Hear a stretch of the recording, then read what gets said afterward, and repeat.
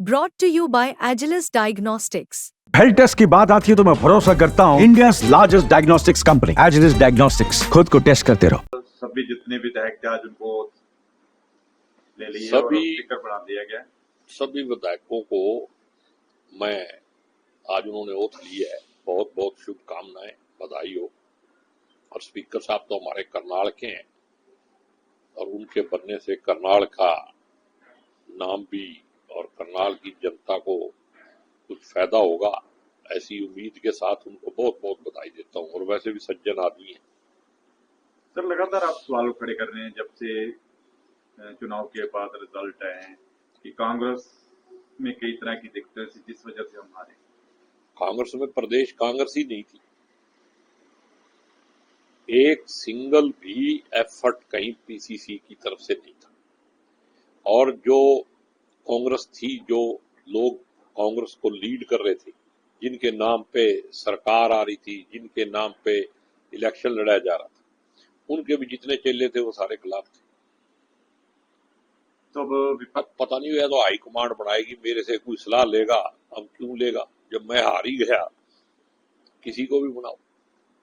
तो आपने कहा है कि मुझे अध्यक्ष बनाया जाए तो कई बदलाव आएंगे, कई तरह के और भी हैं। मैंने ये कभी नहीं कहा कि मेरे को अध्यक्ष बनाया जाए। मैंने कहा भी एक एग्जाम्पल के तौर पे 3 साल के लिए आप मेरे को अध्यक्ष बना दो, तो मैं पार्टी तैयार कर दूंगा। आप उसकी बात को समझो भाई, मैं बिना एमएलए के चीफ मिनिस्टर बन के नहीं सोऊंगा।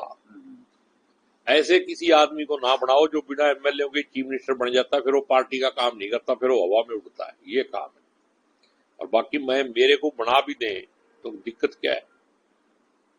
मैं भी पार्टी का पुराना आदमी हूँ, सबसे पुराना, और मैं सक्षम हूँ ये काम करने में। क्या दिक्कत है इसमें? गुटबाजी की वजह से हुआ है कोई? आपको लगते हैं कि आप शैलजा के हैं, दूसरा भूपिंदर का है, कोई सुरजेवाला का है, इसका नुकसान ज्यादा पार्टी को है? गुटबाजी कहाँ थी? आप टिकटें देखो ना, 1 वे ट्रैफिक थी। अगर गुटबाजी होती तो आधी टिकटें शैलजा की इनकी होती। गुटबाजी तो थी नहीं, फ्री हैंड था 1 वे। और बहुत सारे लोग कहते हैं भाई शैलजा की वजह से भी नुकसान होया है। जो लोग ये कह रहे हैं उनको अपने लीडरों से पूछना चाहिए। वो तो कहते थे शैलजा के पल्ले ही कुछ नहीं, तब फिर नुकसान कैसे हो गया? आपकी कौन सी चौथी पे भी शैलजा की वजह से कह रहे हैं नुकसान हुआ है? जो दलित वर्ग था उन्होंने वोट नहीं किए। देखो, मेरे को दलित वर्ग ने तो बीएसपी को ज्यादा वोट दिया है चमारों में, ठीक है ना, लेकिन मेरे को भी बहुत सारे वोट मिले, ऐसी बात नहीं है। वोट 52,500 कहां से आया? 36 बरादरी ने वोट दिया। मैं किसी को नहीं करता, कमती बत्ती हो सकती। करनाल हारना, देखो मेरे को इंद्री का तो पता नहीं, लेकिन मेरे को ये आज भी हमारे लोग जो है इस बात को मानने के लिए तैयार नहीं है भी हम हार गए। वो कहते जी कुछ ना कुछ गड़बड़ है। मैं तो देखो इसकी कंप्लेंट भी की है इलेक्शन कमीशन में, लेकिन सबसे बड़ी बात यह है कि आज इतने दिन होने के बाद आज ओथ भी होगी एमएलए की, लेकिन अफसोस मनाने वाले ज्यादा हैं, जीत की खुशी मनाने वाले कम है।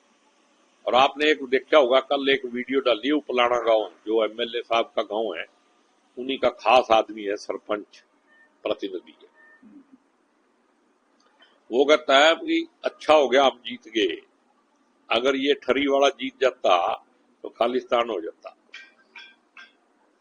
इस मानसिकता, बटोगे कटोगे, इस मानसिकता का इस देश के अंदर प्रचलन अगर बढ़ेगा तो आने वाले टाइम में भाईचारे को, समाज को और देश को, सबको खतरा है। ईवीएम के सवाल खड़े करें लेकिन अब कहीं दिखाई भी नहीं दे रहे।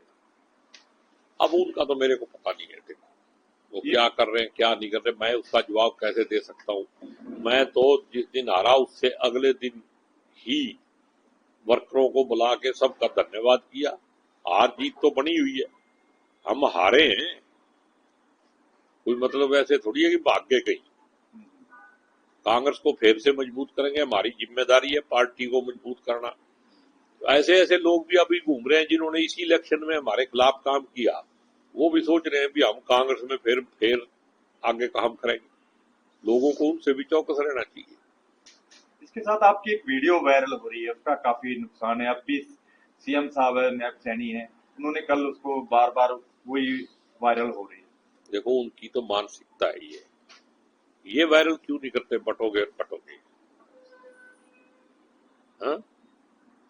और मेरे बारे में मेरे को सैनी से कोई सर्टिफिकेट की जरूरत नहीं है, वो मुख्यमंत्री है और मेरे को अपने बारे में पूरा विश्वास है और जनता से भी भरोसा है, मेरे बारे में सब जानते हैं, ठीक है ना। लेकिन जो चोर होता है सभी को चोर ही नजर आते हैं। मैं भी जानता हूं कि कहाँ कहाँ माइनिंग का काम चलता है, कहाँ कहाँ कॉलोनियां कटती हैं, सारा मेरे को पता है, लेकिन मैं इस गंदगी में पड़ना नहीं चाहता। तो आप क्या कहना चाह रहे हैं? कॉलोनियां कटती है, माइनिंग होती है, उसमें पीछे कौन है? कौन है आपको पता है? जो बोल रहा है, जो हमारे खिलाफ बोल रहा है वही होगा। इंक्वायरी करा लेता सर, चीफ मिनिस्टर है वो, मेरी भी करा ले और अपनी भी करा ले, जुडिशियल इंक्वायरी होनी चाहिए। तो आप हार के पीछे कारणों का अभी तक कुछ मेरे को पता है, हार का कारण का पता है, मैंने बता दिया। जो 2 इलेक्शन में बिना एमएलए के मुख्यमंत्री बन के रात को सोते थे, उन्होंने ही हमारे को हरवाने का काम किया है और अब तो क्लियर ही हो गया, लोग बताने लग गए। वो कहते थे कि इसको हर कीमत पे हराना है। किसानों को सर डीएपी नहीं मिल रहा, उसको लेकर क्या होगा? देखो अब डीएपी क्यों मिलेगा? उन्होंने तो सोसाइटियां बंद करनी है, बाजार से लो, महंगी लो। किसानों के प्रति इस सरकार की नीयत ठीक नहीं है और किसानों को बदले की भावना से काम किया जा रहा है। अभी जीरी लुट गई ना, 2300 का भाव और 1800 में, 1900 में, 2000 में, अभी लूट लिया, आगे फिर लूटेंगे। किसानों को क्या हो रही है सर, जैसे आप प्रदूषण को लेकर के भी, उसमें इसको लेकर क्या होगा सर? क्या देखो मेरे को नहीं लगता कि पराली की वजह से ये प्रदूषण है। ये 365 दिन इतनी बड़ी बड़ी फैक्ट्रियां चल रही हैं, उनका धुआं निकल रहा है, उनके ऊपर प्रदूषण के यंत्र ही लगवा दे सरकार, मैं मान जाऊंगा भी किसानों का दोष।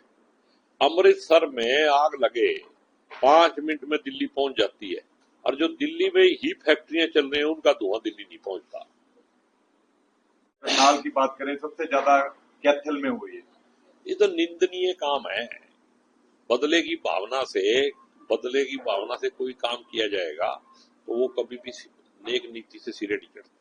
किसानों के साथ बदले की भावना क्या होगी आपको लगती है? किसानों ने कितना शोर मचाया है और आज भी ये भी एक मुद्दा है कि किसानों ने धरना दे रखा है, वहां रास्ता बंद है।